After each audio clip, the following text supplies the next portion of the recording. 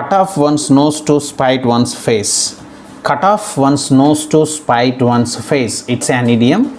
It means harm oneself much more than the person one is trying to hurt. That is, to do something because you are angry, even if it is causing a trouble for you. Even something is causing a trouble for you, you do it in spite of that, then you are really cutting off your nose to spite your face. First one, if you stay home because your ex-boyfriend is at the party, or into cutting off your nose to spite your face, you have to attend the party. Since your ex-boyfriend is there, if you skip the party, and the party is very, very important, and he is your best friend, the person who is organizing the party, so don't cut off your nose to spite your face. Second one, I know you are mad at your parents, but running away is only going to make your own life harder. Don't cut your nose off to spite your face. I know you don't like your parents, but if you run away from your home, it will make your life more difficult, hard. So don't do it. That is a foolish thing.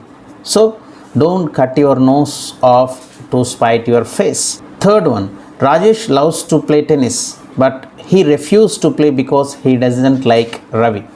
He was cutting off his nose to spite his face.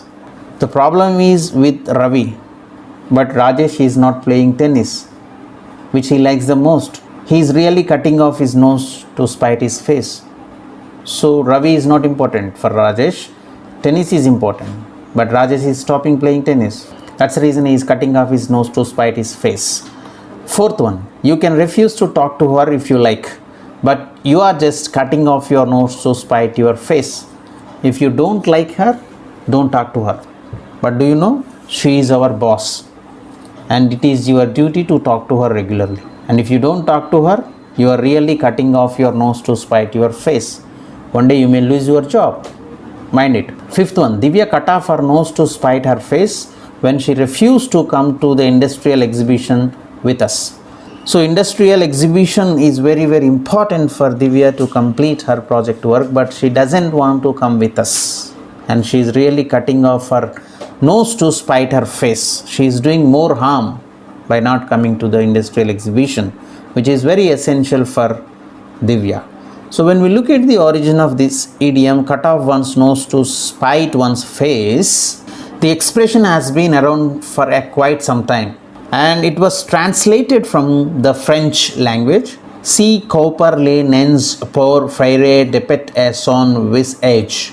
It's a French sentence which means cut off one's nose to spite one's face. If you wanted to get even with someone or hurt the feelings of that person, would you do it by cutting off your nose? Probably not. It wouldn't be a very sensible thing to do, right? So this expression first appeared in print in the late 18th century. So cut off one's nose to spite one's face is to harm oneself much more than the person one is trying to hurt.